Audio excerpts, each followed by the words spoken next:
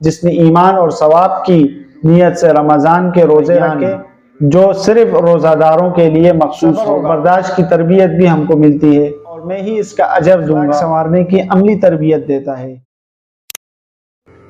السلام علیکم ورحمۃ اللہ وبرکاتہ۔ روزہ اسلام کے 5 ارکان میں سے ہے، ایک اہم رکن ہے۔ یہ عبادت انسان کو تقوی، صبر اور اللہ کے قربت عطا کرتی ہے۔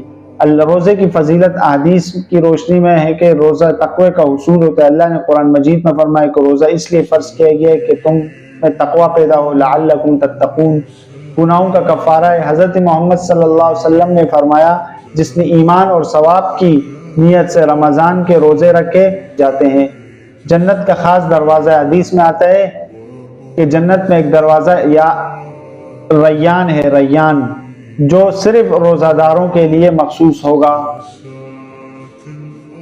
اللہ کے نزدیک محبوب عبادت۔ حدیث قدسی میں ہے کہ اللہ تعالیٰ فرماتے ہیں روزہ میرے لیے ہے اور میں ہی اس کا اجر دوں گا۔ صبر اور برداشت کی تربیت بھی ہم کو ملتی ہے۔ روزہ ایک ایسی عبادت ہے جو انسان کے ظاہر و باطن کو پاک کرتی ہے، گناہوں کی معافی کا ذریعہ بنتی ہے، جنت کے اعلیٰ درجات تک پہنچاتی ہے۔ روزہ انسان کو خواہشات پر قابو پانے اور اخلاق سنوارنے کی عملی تربیت دیتا ہے، جنت کے اعلیٰ درجات تک روزہ پہنچاتا ہے۔ ہمیں چاہیے کہ اخلاص و تقوی کے ساتھ روزہ رکھیں اور اس کی روح کو سمجھ کر عمل کریں۔ اللہ تعالی ہمیں صحیح معنوں میں روزہ رکھنے کی توفیق عطا فرمائے۔ وما علینا الا البلاغ المبین۔